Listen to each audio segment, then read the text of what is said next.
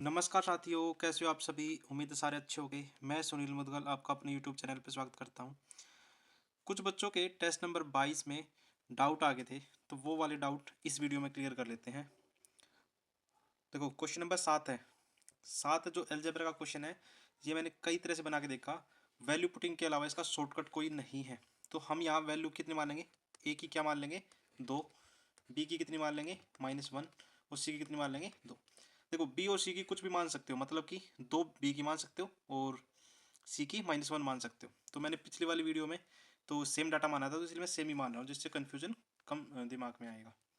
तो अब पुट कर लेते हैं। यहाँ एक की वैल्यू कितनी होगी? ए स्क्वेयर मतलब 2 की पावर 2 प्लस में बी माइनस सी, तो बी और सी का मल्टीप्लाई -1 मल्टीप्लाई 2, तो प्लस में सेम ऐसे ही बी का स्क्वेयर -1 का स्क्वेयर प्लस ए सी, तो 2 गुना 2 प्लस में सी स्क्वेयर, तो ये 2 का स्क्वेयर प्लस में -1 मल्टीप्लाई 2 और प्लस में ए बी सी, 2 -1 और +2। आगे पीछे लिख लो, कोई फर्क नहीं पड़ेगा। तो यहाँ से जो रिजल्ट मिलेगा ये मिलेगा 1/4 -2, 4 -2 और प्लस में 1 प्लस में 4 प्लस में 4 -2 प्लस में 4 में से 1 गया 3। तो जो रिजल्ट मिलेगा वो होगा हमारा 1/2 प्लस 1/5 प्लस में 1/2 प्लस 1/3। देखो, ये आधा है और ये आधा आधा आधा एक हो जाएगा, तो 1 प्लस 1/5 प्लस 1/3। जो एलसीएम होगा वो तो हो जाएगा 15। तो 15 प्लस 3 प्लस 5, 5 और 3 8, 8 और 15 23, 23/15 इस सवाल का आंसर हो जाएगा। उम्मीद है आप अब क्लियर समझ गए होंगे। क्वेश्चन नंबर 15 में भी डाउट था बच्चों का। देखो, 15 का इसमें आंसर गलत दे रखा है। जो मेरा पॉइंट ऑफ व्यू है उसके हिसाब से, देखो, यदि मैं ए की मैक्सिमम वैल्यू रखना चाहूँ तो कोस के केस में और साइन के केस में ए की वैल्यू रखना चाहूँ तो 90 डिग्री पे कोस तो 1 हो जाएगा और साइन 0 हो जाएगा।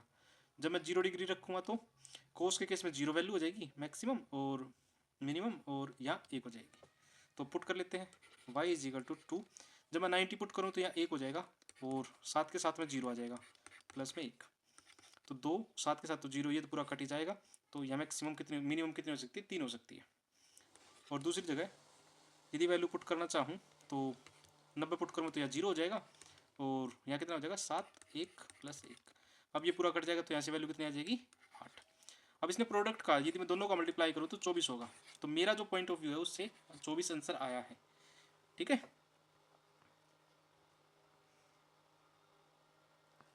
क्वेश्चन नंबर 23, सबसे ज़्यादा डाउट इसी में आया था और ये मैंने भी गलती से ए लगा दिया था। इसका आंसर होगा बी। चेक कर लेते हैं। देखो, दो संख्याएं हैं। जो फर्स्ट नंबर है उसको मैं 10x मान लेता हूँ और जो सेकंड नंबर है उसको 10y मान लेता हूँ। 10x 10y ही क्यों माना? क्योंकि इसका HCF 2 है। जो HCF होता है वो दोनों संख्याओं का कॉमन नंबर होता है। तो आपने एक फॉर्मूला पढ़ा होगा, LGM मल्टीप्लाई HCF, जो कि इक्वल होता है first number multiply second number.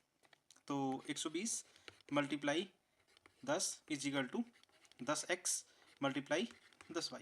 अब देखो, 0 से 0 कटेगी और इस 0 से ये 0 कटेगी, तो x और y इक्वल होगा 12 के। अब इसका मतलब ऐसी संख्या जिसका मल्टीप्लाई करें तो 12, तो एक तो 1 और 12 हो सकता है, 2 और 6 हो सकता है, 3 और 4 हो सकता है। ठीक है। इसका मतलब या तो x की वैल्यू 1 रखेंगे तो उस टाइम y की वैल्यू 12 रखनी पड़ेगी। तो यहाँ इस वैल्यू में पुट कर लेते हैं। तो ये कितना हो जाएगा?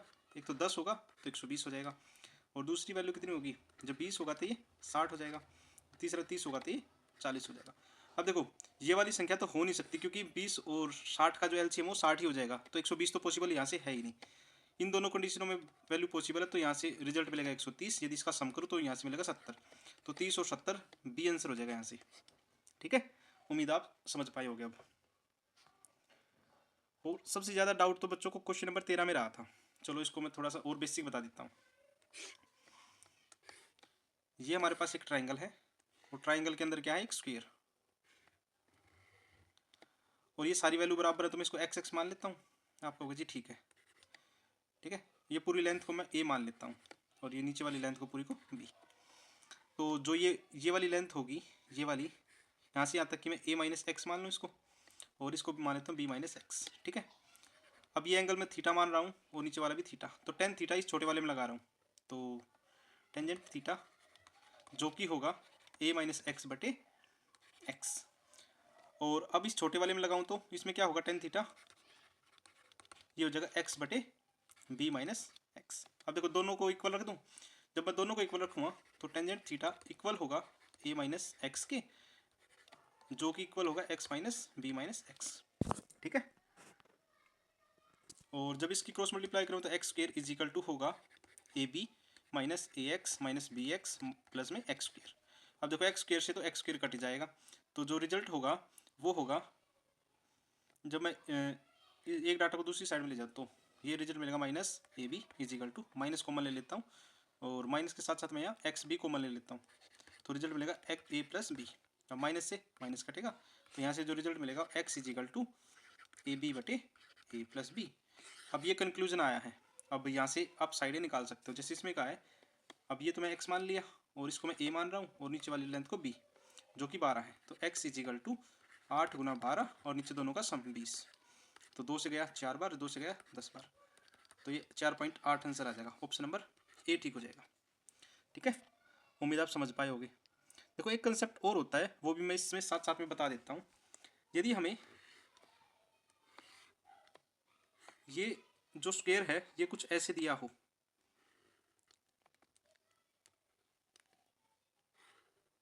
ये ऐसे दिया हो, तो ये हमें लेंथ ए दे रखी हो और ये लेंथ बी दे रखी हो, तो ये स्क्वायर है, और ये लेंथ सी दे रखी हो, तब एक्स पूछ ले तब क्या होगा, तब होगा जी ए बी और सी अपॉन में a square plus b square plus a B.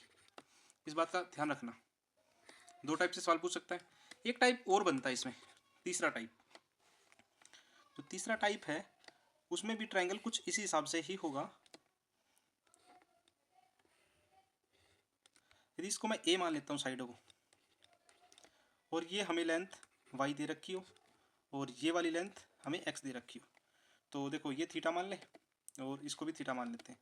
अब इसमें टेंजेंट थीटा लगा दे, टेंजेंट थीटा होगा जी वाई अपॉन ए, और इस वाले ट्रायंगल में होगा एक्स अपॉन, इसमें होगा ए अपॉन एक्स, तो यहाँ से ए स्क्वायर क्या होगा एक्स वाई।